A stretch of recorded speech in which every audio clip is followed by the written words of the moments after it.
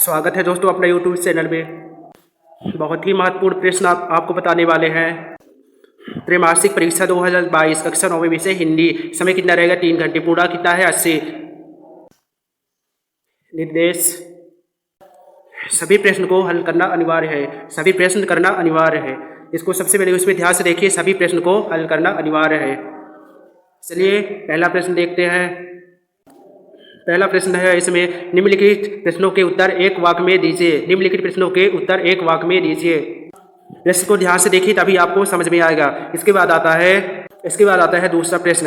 उद्धव के व्यवहार की तुलना किस किस से की गई है? उद्धव के व्यवहार की तुलना किस किस से की गई है? लिखिए। अथवा आपको जिसको बने या फिर इसको लिख सकते हैं या फिर इसको लिख सकते हैं अथवा इसको भी लिख सकते हैं। जिसको आपको याद हो उसको आप लिख सकते हैं।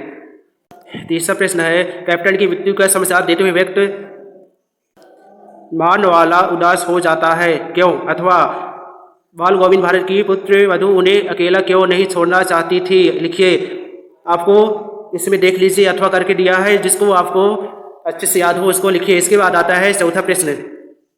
माता का अचल पाठ के आधार पर लिखिए कि शिशु का नाम भोलानाथ कैसे पड़ा? इसके बाद देखते हैं पांचवा प्रश्न। देखते हैं, भक्ति काल की 2 विशेषताएं लिखिए। अथवा कहानी में से उपन्यास में कोई 2 अंतर लिखिए। जिसको भी आपको याद हो उसमें से आप लिख सकते हैं। भक्ति काल की 2 विशेषताएं लिखिए अथवा कहानी की उपन्यास में से 2 अंतर लिखिए। छठवां प्रश्न है, महाकाव्य की 2 रचनाएं तथा रचनाकारों के नाम लिखिए। महाकाव्य की 2 रचनाएं तथा रचनाकारों के नाम लिखिए। अथवा छायावाद की 2 विशेषताएं लिखिए। इसके बाद आता है 7वां प्रश्न। 7वां प्रश्न है, महाकाव्य और खंडकाव्य। महाकाव्य और खंडकाव्य में कोई 2 मुख्य अंतर लिखिए। महाकाव्य और खंडकाव्य में कोई 2 मुख्य अंतर लिखिए। सबसे पहले आपको 2 खंड बनाने, पहले में लिखना है महाकाव्य, दूसरे में लिखना है खंडकाव्य। इस तरह से आपको नंबर लिख देना है, जिससे आपको किसी भी नंबर एक भी ना कटे। अथवा किन्हीं 2 खंडकाव्य के नाम लिखे, लिखते हुए उनके रचनाकारों के नाम लिखिए। किन्हीं 2 खंडकाव्य के नाम लिखिए या लिखते हुए उनके रचनाकारों के नाम लिखिए। इस तरह से हमारा प्रश्न बनता है। 8वां प्रश्न है, रस की परिभाषा लिखते हुए रस के अंगों के नाम। रस की परिभाषा लिखते हुए रस के अंगों के नाम लिखिए। अथवा वी रस की परिभाषा लिखते हुए एक उदाहरण।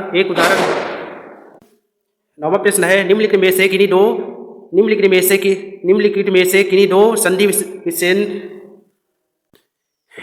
किसी 2 संधि विच्छेद कर नाम लिखिए। हिमालय, जगदीश, मनोरथ। अथवा निम्नलिखित में से किसी 2 का समास विग्रह कर नाम लिखिए। राजभवन, सवराहा, रात दिन। इसके बाद आता 10वां प्रश्न है, निम्नलिखित मुहावरों का अर्थ लिखते हुए वाक्यों में प्रयोग कीजिए। क्या बोल रहा है? निम्नलिखित मुहावरों का अर्थ लिखते हुए वाक्यों में प्रयोग कीजिए। घी के दिए जलाना, आंखों का तारा। अथवा इसको अच्छे से देख लीजिए। इसके बाद आता है 11वां प्रश्न। निम्नलिखित अशुद्ध वाक्यों को शुद्ध कीजिए। निम्नलिखित अशुद्ध वाक्यों को शुद्ध कीजिए। जैसे श्री कृष्ण के अनेकों नाम है। श्री कृष्ण के अनेकों नाम है, इसको शुद्ध करना है। इसके बाद आता है खा, वह एक आंख से काना है। वह एक आंख से काना है। अथवा इसको अच्छे से देख लीजिए। इसके बाद आता है 12वां प्रश्न। सूरदास अथवा जयशंकर प्रसाद जी की कोई 2 रचना लिखते हुए उनकी काव्यगत विशेषताएं लिखिए। सूरदास अथवा जयशंकर प्रसाद जी की कोई 2 रचना लिखते हुए उनकी काव्य विशेषताएं लिखिए। इसके बाद आता है 13वां प्रश्न। 13वां प्रश्न है, स्वयं प्रकाश अथवा राम वृक्ष बेनीपुरी जी की कोई 2 रचना लिखते हुए उनकी साहित्य विशेषताएं लिखिए। इसके बाद आता है 14वां प्रश्न। अपने आचार्य महोदय को सालाना मुक्ति हेतु आवेदन पत्र लिखिए। अपने आचार्य महोदय को सालाना मुक्ति हेतु आवेदन पत्र लिखिए। इस तरह से हमारा प्रश्न बनता है। इसको अच्छे से प्रश्न को ध्यान से देखिए, अच्छे से उसको समझिए। इसके बाद ही आपको उत्तर लिख पाएंगे। प्रश्न को अच्छे से ध्यान से समझिए, उसको अच्छे से याद करिए कि हमारा प्रश्न क्या है, तभी उसका उत्तर आप लिख पाएंगे। प्रश्न को पहले अच्छे से देख लीजिए। तभी पेपर में आप अच्छे से लिख पाएंगे, जिससे आपका कोई भी नंबर ना कटे, आपको अच्छे से अच्छे नंबर मिल सके।